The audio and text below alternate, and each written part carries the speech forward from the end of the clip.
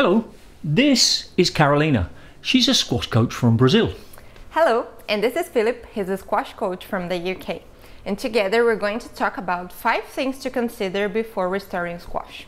Carolina, why don't you tell the viewers what we're going to be talking about? Okay, number 1, have a plan. Number 2, heat up properly. Number 3, solo practice. Number 4, pair drills. And number 5, competitive games. Philip, why don't you start with number 1, have a plan? Okay, let's get started.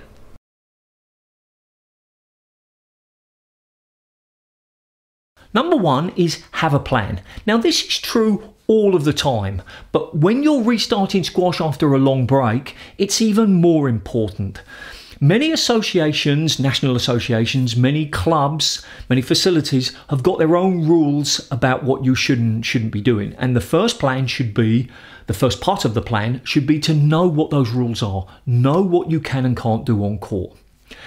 The next idea is to have the plan before you go so that with your partner, or if you're going alone, you know what you're going to be utilizing your time. It's important that you do that because if you get there with this kind of, what should we do?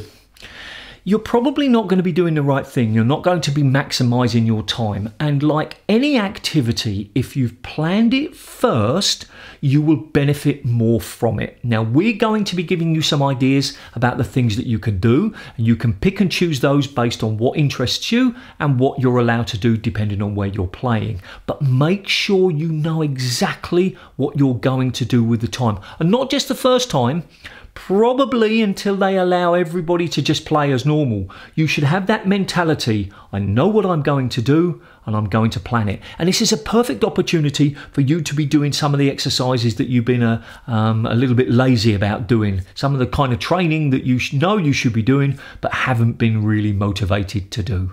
So anyway, Carolina is going to talk to you about the next one, which is heating up.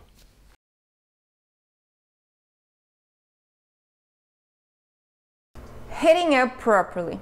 In my opinion, this is the most important advice we could give you. I can't say how exactly was your period of quarantine, but most of people were at home, not being able to play squash, running, or doing any other intense workout. So keep in mind, you probably are not in your best shape, and this can increase the risk of injuries. Before getting in the court, be sure you heat up properly. It's been almost 4 months since you have played. Take a good time to prepare your body and mind for the training session. Warming up is also a good way to maximize your performance because it increases the blood flow in the muscles. You can start by warming up your muscles and increase your heart rate a little bit. After this, you can do exercise to activate the muscles and finish by more intense exercise. After that, you're ready to go.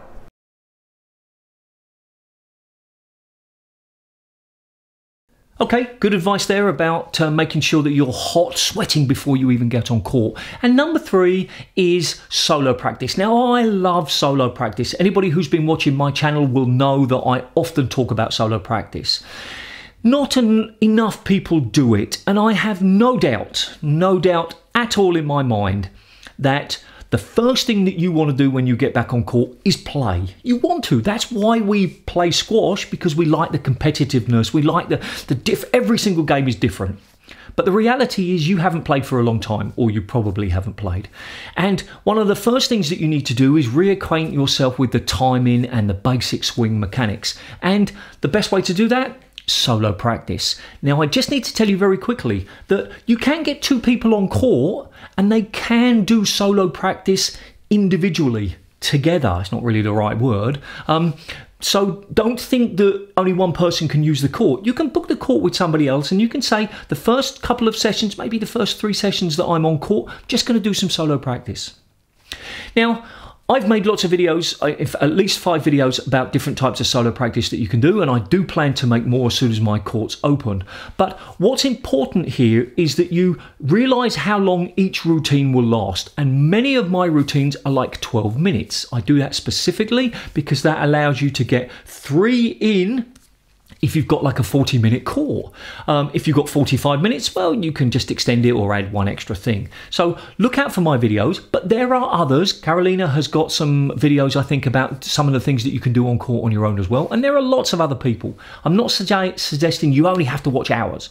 What I'm suggesting is go on with the mentality of I'm just going to hit the ball alone for at least the first couple of sessions, because that way I'll be less likely to get injured, which was what point 2 was about. That's what Carolina was talking about, stopping yourself from getting injured. Now, Carolina's going to carry on. She's going to be doing number 4, which is pairs drills, and number 5, which is competitive games.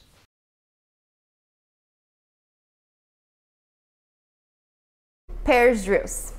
As Philip said, be aware about your association guidelines. Here in Brazil, we're only allowed to play in different quarters of the court. For example, one stays in the front and the other one stays in the back. One stays on the left and the other one stays on the right.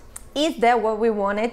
No, but there are plenty of drills we can still do. Drive and drop, cross court and boast, lob drive and drop. As you haven't played for a long time, that's the moment to practice all the types of shots.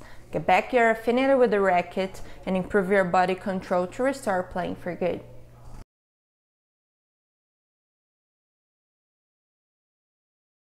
Competitive games. Now it's time to play, but you don't need to start with a 5-game match. You can start with competitive drills, such as corridor. That's a match where you can only play drive, drop, volley in one side of the court. After that, you can play at 21. It's a match with 3 people on the court, each one plays a point until 21. As you feel comfortable, you can go on. Play a single game, see how you feel. Are you too tired? Do your muscles hurt? It's super important to listen to your body. Take it easy, rest more than 9 seconds for the first time. And it's a process. If you follow these 5 tips, I'm sure you're gonna be able to play a full match soon. Well, there you have the 5 things to reconsider when restarting squash. I hope you enjoyed them. Huge thanks to Carolina for joining me in this video. I'm sure we'll be making more videos in the future. Be sure to check out her YouTube channel. Link is in the text description as well as on the screen at the moment. But be aware, it's in Portuguese. If you have any questions, comments or feedback about today's video, please post them in the comments and either Carolina or myself will respond.